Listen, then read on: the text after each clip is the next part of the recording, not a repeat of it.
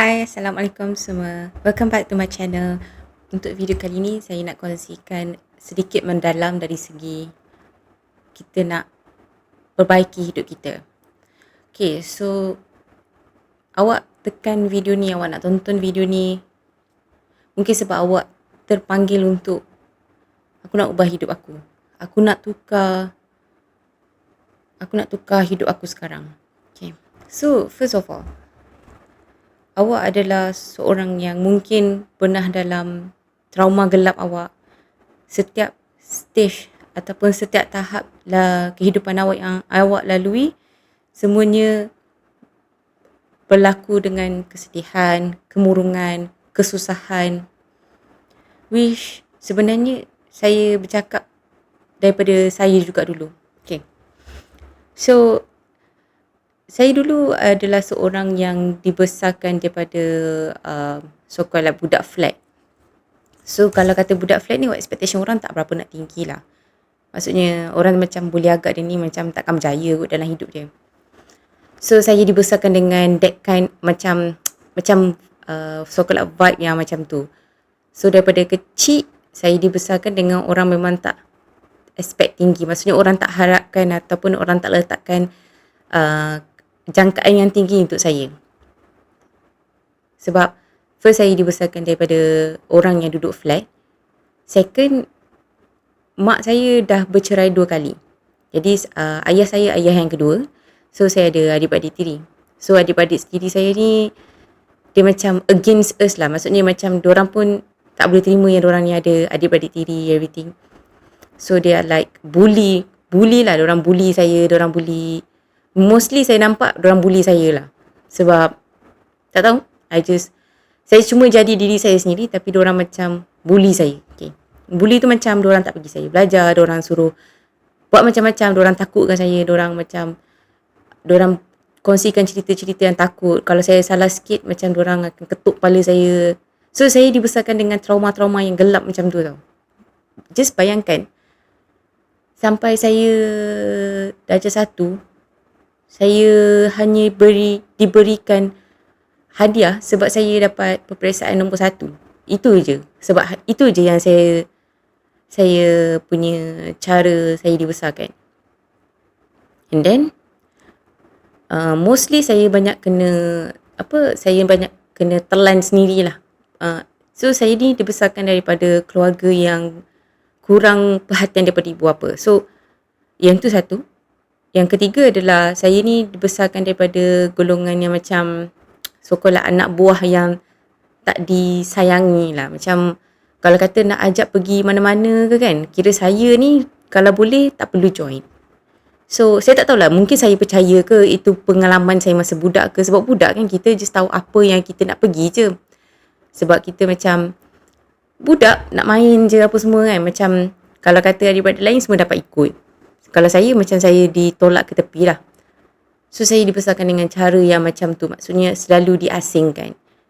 And then saya tak tahu daripada mana kegeraman tu berlaku kan. Saya tak tahu daripada mana. So saya buat keputusan yang saya memang nak ubah nasib saya. So masa tu adalah masa tu macam itulah panggilan untuk saya. Saya rasa macam okay, ni masa untuk aku buktikan sesuatu. And then after that, semua macam tak letak tanggapan tinggi kat saya. Tiba-tiba saya yang masa tu saya rasa macam ijazah tu lah yang bagi saya title masa tu. So saya pun macam okay, I feel something.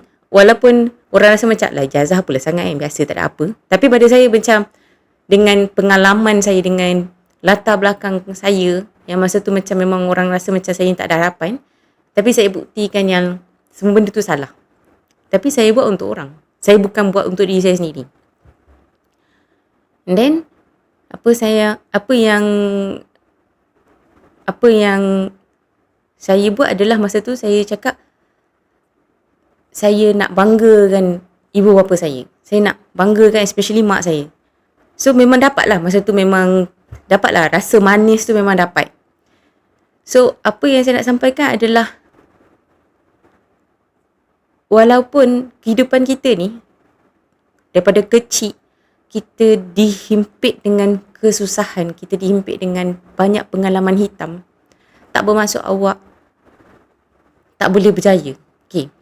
Maksudnya awak macam, maksudnya walaupun awak sekarang ni macam, life awak ni macam struggle, susah, duit kewangan susah, kehidupan rumah tangga susah, ibu apa susah, tak bermaksud awak tak boleh buat sesuatu untuk hidup awak sendiri. Okay, saya bagi contoh. Saya bagi contoh lain tapi berkaitan dengan diri kita sendiri. Anggap badan kita ni adalah rumah. Okay? So, kita adalah tuan pada rumah kita.